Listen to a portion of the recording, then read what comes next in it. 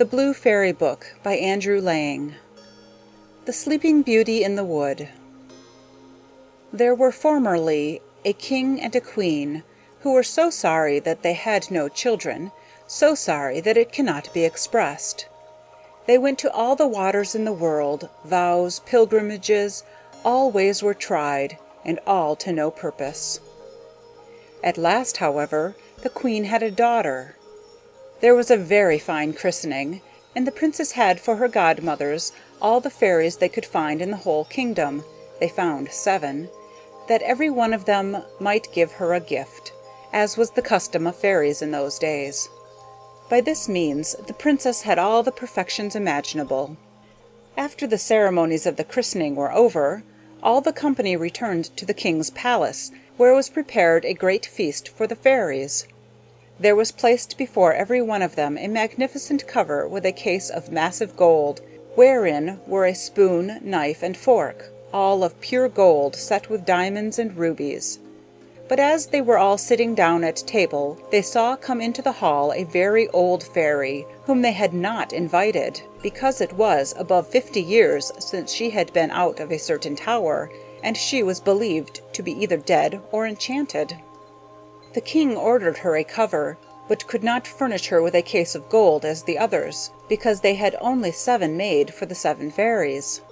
The old fairy fancied she was slighted, and muttered some threats between her teeth. One of the young fairies, who sat by her, overheard how she grumbled, and judging that she might give the little princess some unlucky gift, went as soon as they rose from table, and hid herself behind the hangings, that she might speak last, and repair, as much as she could, the evil which the old fairy might intend. In the meanwhile, all the fairies began to give their gifts to the princess.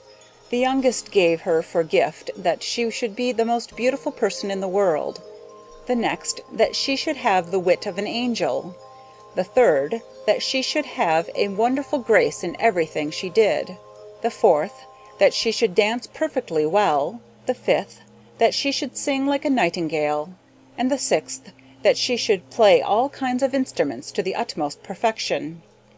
The old fairy's turn coming next, with a head shaking more with spite than age, she said that the princess should have her hand pierced with a spindle, and die of the wound. This terrible gift made the whole company tremble, and everybody fell a-crying. At this very instant the young fairy came out from behind the hangings, and spake these words aloud: "Assure yourselves, O king and queen, that your daughter shall not die of this disaster. It is true, I have no power to undo entirely what my elder has done. The princess shall indeed pierce her hand with a spindle, but instead of dying, she shall only fall into a profound sleep, which shall last 100 years, at the expiration of which a king's son shall come and awake her." The king, to avoid the misfortune foretold by the old fairy, caused immediately proclamation to be made, whereby everybody was forbidden, on pain of death, to spin with a distaff and spindle, or to have so much as any spindle in their houses. About 15 or 16 years after, the king and queen being gone to one of their houses of pleasure, the young princess happened one day to divert herself in running up and down the palace. When going up from one apartment to another, she came into a little room on the top of the tower, where a good old woman alone was spinning with her spindle. This woman had never heard of the king's proclamation against spindles. "What are you doing there, Goody?" said the princess. "I am spinning, my pretty child," said the old woman, who did not know who she was. "Ha!" said the princess, "this is very pretty. How do you do it? Give it to me, that I may see if I can do so." She had no sooner taken it into her hand than, whether being very hasty at it, somewhat unhandy, or that the decree of the fairy had so ordained it, it ran into her hand, and she fell down in a swoon. The good old woman, not knowing very well what to do in this affair, cried out for help. People came in from every quarter in great numbers. They threw water upon the princess's face, unlaced her, struck her on the palms of her hands, and rubbed her temples with hungry water, but nothing could bring her to herself. And now the king, who came up at the noise, bethought himself of the prediction of the fairies, and judging very well that this must necessarily come to pass, since the fairies had said it, caused the princess to be carried into the finest apartment in his palace, and be laid upon a bed all embroidered with gold and silver. One would have taken her for a little angel, she was so very beautiful, for her swooning away had not diminished one bit of her complexion. Her cheeks were carnation, and her lips were coral. Indeed, her eyes were shut, but she was heard to breathe softly, which satisfied those about her that she was not dead. The king commanded that they should not disturb her, but let her sleep quietly till her hour of awakening was come. The good fairy, who had saved her life by condemning her to sleep 100 years, was in the kingdom of ᴄᴏᴇ, 12,000 leagues off, when this accident befell the princess. But she was instantly informed of it by a little dwarf, who had boots of 7 leagues, that is, boots with which he could tread over 7 leagues of ground in one stride. The fairy came away immediately, and she arrived about an hour later in a fiery chariot drawn by dragons. The king handed her out of the chariot, and she approved everything he had done. But as she had very great foresight, she thought when the princess should awake she might not know what to do with herself, being all alone in this old palace, and this was what she did. She touched with her wand everything in the palace, except the king and queen, governesses, maids of honor, ladies of the bedchamber, gentlemen, officers, stewards, cooks, undercooks, scullions, guards with their beef-eaters, pages, footmen. She likewise touched all the horses which were in the stables, pads as well as others, the great dogs in the outward court, and pretty little Mopsy, too, the princess's little spaniel, which lay by her on the bed. Immediately upon her touching them, they all fell asleep, that they might not awake before their mistress, and that they might be ready to wait upon her when she wanted them.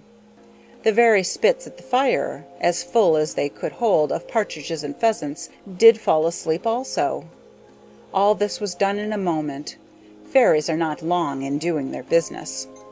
And now the king and the queen, having kissed their dear child without waking her, went out of the palace and put forth a proclamation that nobody should dare to come near it.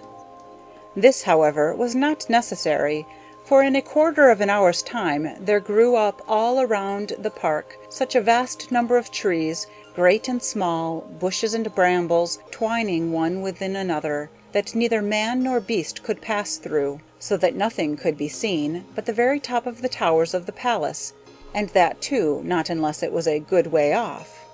Nobody doubted but the fairy gave herein a very extraordinary sample of her art, that the princess, while she continued sleeping, might have nothing to fear from any curious people.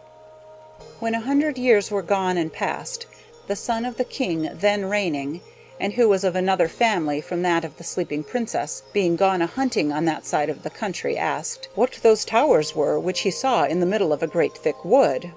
Every one answered according as they had heard. Some said that it was a ruinous old castle, haunted by spirits. Others, that all the sorcerers and witches of the country kept there their Sabbath or night's meeting. The common opinion was that an ogre lived there, and that he carried thither all the little children he could catch, that he might eat them up at his leisure, without anybody being able to follow him, as having himself only the power to pass through the wood. The prince was at a stand, not knowing what to believe, when a very good countryman spake to him thus: "May it please your royal highness, it is now about 50 years since I heard from my father, who heard my grandfather say, that there was then in this castle a princess, the most beautiful was ever seen, that she must sleep there 100 years, and should be waked by a king's son, for whom she was reserved." The young prince was all on fire at these words, believing, without weighing the matter, that he could put an end to this rare adventure, and pushed on by love and honor, resolved that moment to look into it. Scarce had he advanced toward the wood, when all the giant trees, the bushes and brambles gave way of themselves to let him pass through. He walked up to the castle, which he saw at the end of a large avenue which he went into. And what a little surprised him was that he saw none of his people could follow him, because the trees closed again as soon as he had passed through them. However, he did not cease from continuing his way. A young and amorous prince is always valiant. He came into a spacious onward court, where everything he saw might have frozen the most fearless person with horror. There reigned all over a most frightful silence. The image of death everywhere showed itself, and there was nothing to be seen but stretched out bodies of men and animals, all seeming to be dead.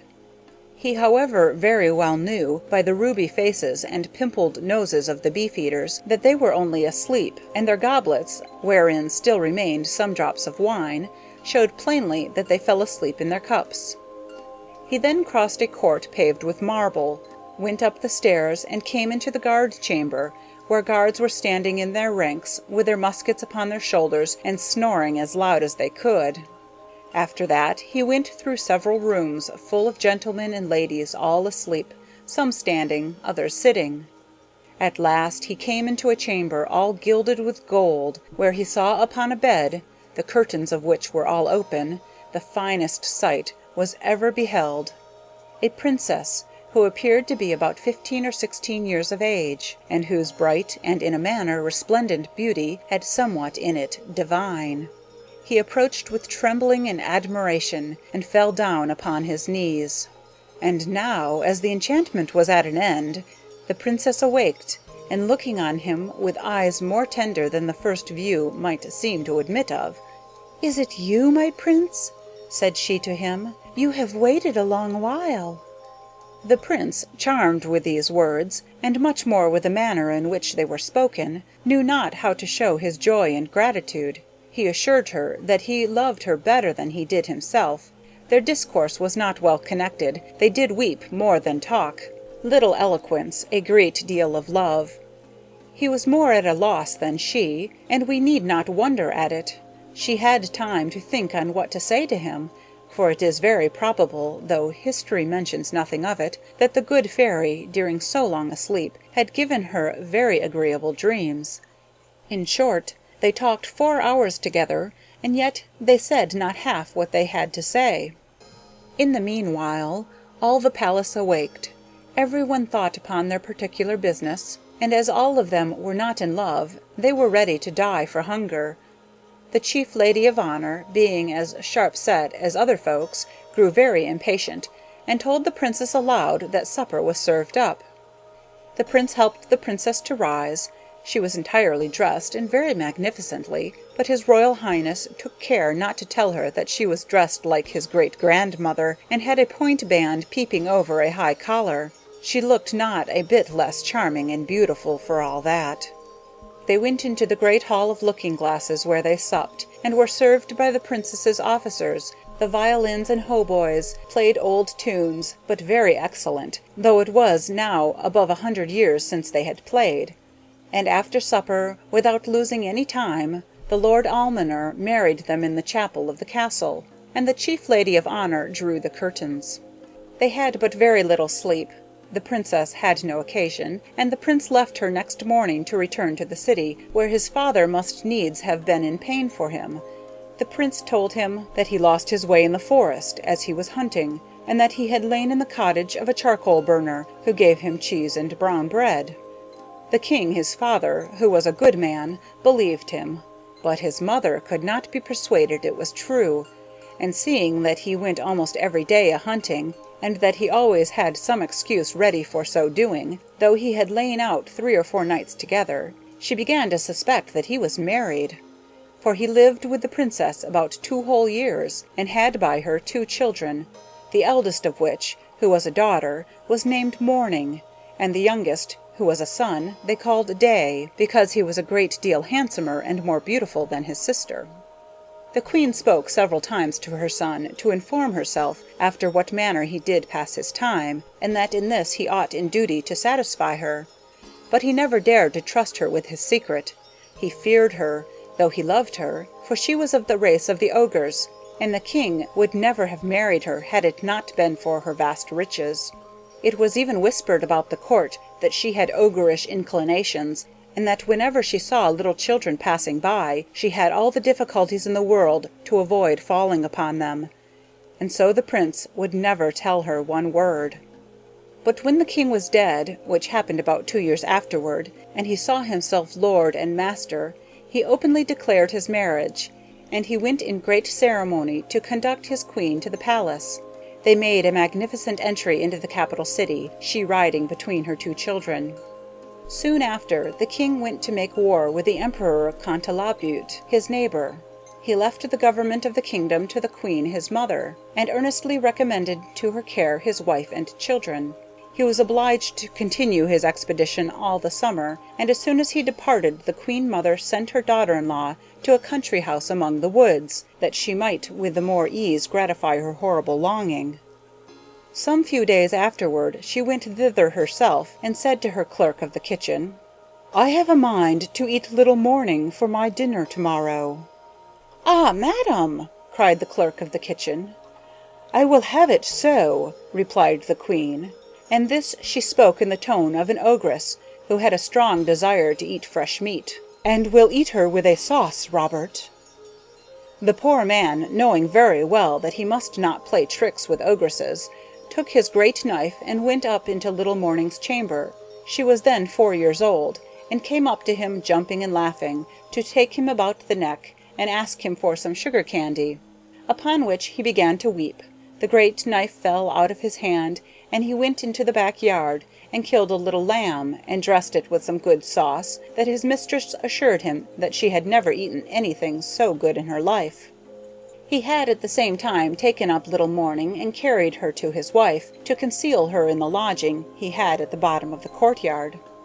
About 8 days afterward, the wicked queen said to the clerk of the kitchen, "I will sup on little day."